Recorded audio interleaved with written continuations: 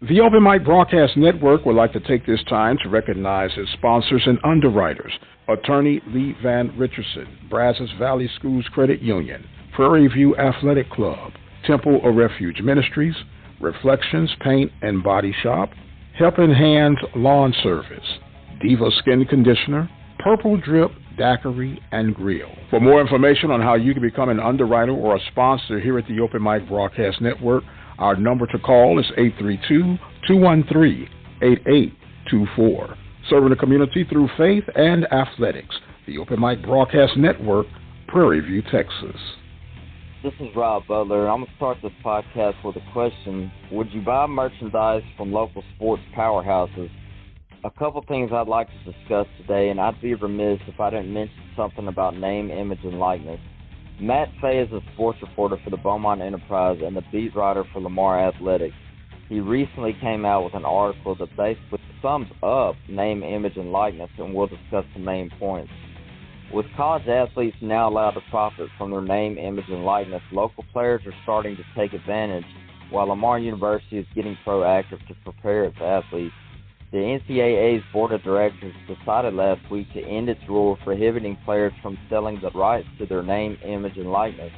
Although it's a far cry from the pay-to-play model, the NCAA's ruling still creates a major change in the organization's definition of amateurism, allowing for athletes to build and monetize their brands while still in school.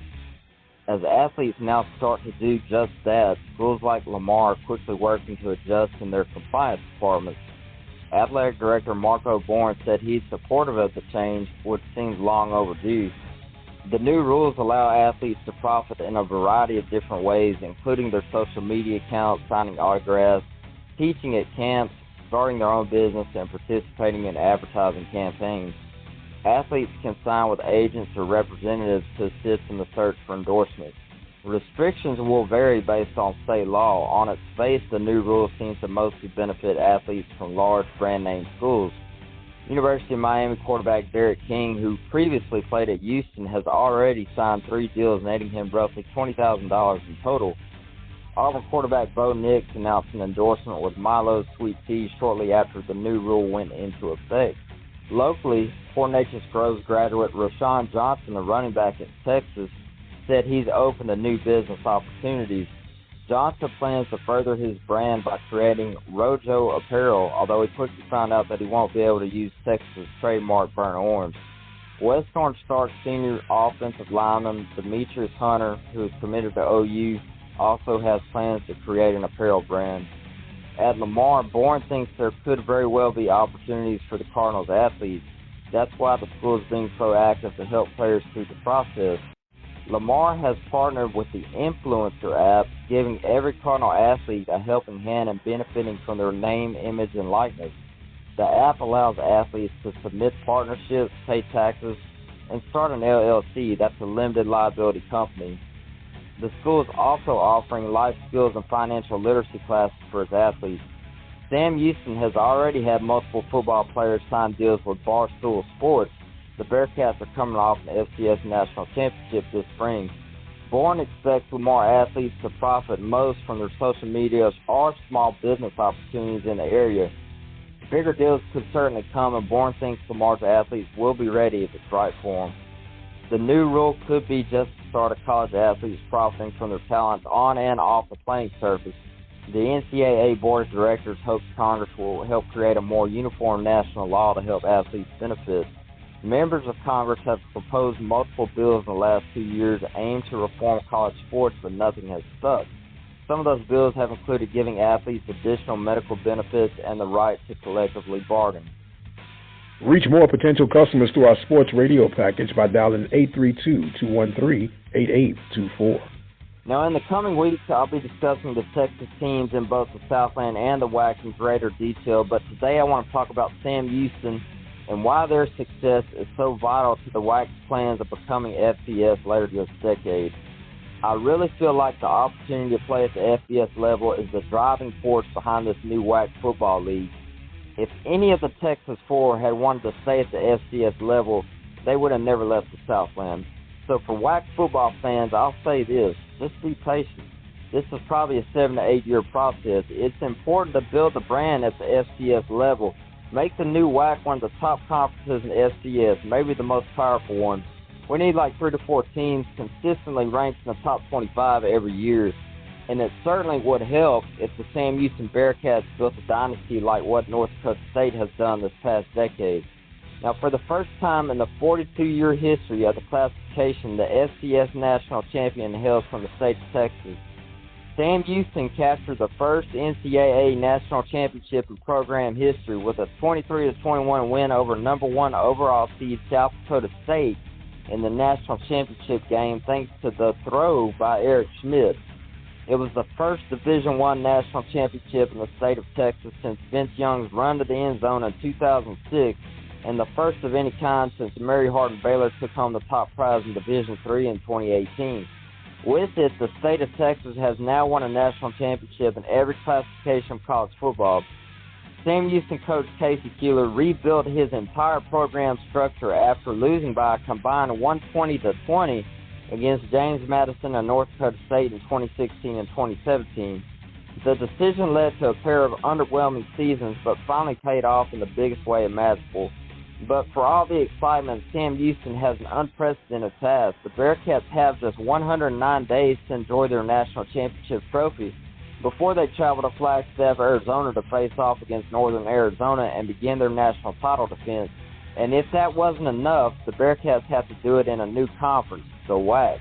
To deal with a short turnaround, Keeler was decisive. After completing postseason evaluations within a few days, he sent players home until the end of June instead of doing an off-season program. The team also axed a non-conference game to build in another bye week. Luckily, most of the national championship team is expected back for the once-in-a-lifetime opportunity to win 2 national championships in 8 months. Sam Houston fielded an astonishing 22 all-Southland selections and should be able to replicate that feat in the first year of the WAC. Now, Schmidt emerged as one of the top players in all of college football, but he was snubbed from being a Walter Payton Award finalist despite leading the nation in total offense. Schmidt, the Southland Conference Player of the Year, led FCS in total passing yards and ranked 16th in passing efficiency and second in FCS with 20 total touchdown passes. Expect Schmidt to be the early betting favorite after throwing for over 2,800 yards, rushing for 436 yards, and posting 28 touchdowns. Jaquez Ezzard emerged as a legit NFL prospect from Howard. Ify Dahi and Cody Crest combined for 71 catches, over 1,000 yards, and 5 scores, none bigger than a Dahi's championship winner. Now, up front, Keeler believes the unit could be substantially better with another year of development. The Bearcats raided Baylor with transfers, and they bring back first-team All-Southland Conference lineman Colby Thomas. The Bearcats have multiple different options at running back with physical rusher Ramon Jefferson and versatile gadget back Noah Smith. Defensively, the Bearcats return the bulk of contributors from a unit that ranked top 5 nationally in tackles for loss per game. Defensive linemen Joseph Wallace, Jahari Kay, Javon Leon, and Trace Mascaro make for one of the beefiest front lines you'll find in FCS football. A talented linebacker rotation takes full advantage of the holes created by the dominant front. Trevor Williams, Markel Perry, and Quentin Brown combined for 37 tackles for loss to help the Bearcats rank top 5 nationally in tackles for loss and top 10 in rushing defense. On the back end, brothers Zion and Tristan McCollum and Jalen Thomas all earned all Southland Conference nods while allowing the Bearcats to commit more players to the box to stop the run. With such a long spring 2021 campaign, the Bearcats only have 10 games scheduled for the fall instead of the usual 11. Only one comes against a team that was ranked in the final stats FCS top 25, and that's a battler with postseason number 8 Jacksonville State on October 23rd at Bauer Stadium. When you're the reigning national champs, though, strength of schedule seems to work itself out. There's never been a more exciting time to be a Sam Houston Bearcat. The program is set to open a multi-million-dollar renovation to its athletic facilities, meaning the year of getting dressed in a weight room is over. The FCS National Championship Trophy sits at Bauer Stadium. Players will receive their championship rings in August. There is no better way this program could enter a new era. Now, some quick facts. Last year, 2020 spring record, 10-0, 6-0 in the Southland. Head coach Casey Keeler's in his 8th season. He's the only FCS coach to win national championships at 2 different schools. He did it at Delaware in 2003. Now, a couple impact players, 5 impact players actually. Quarterback Eric Schmidt, he was snubbed as a Walter Payton Award finalist in the spring. I don't expect that to repeat itself in the fall. Defensive lineman Jahari Kay, he's a JUCO transfer. He earned All-American honors after wrecking havoc on the edge. Wide receiver Jaquez Ezzard, Howard transfer, averaged more than 22 yards per reception in his first year with the Bearcats. Linebacker Trevor Williams. Williams led the Bearcats in tackles and tackles for loss in the breakout junior season.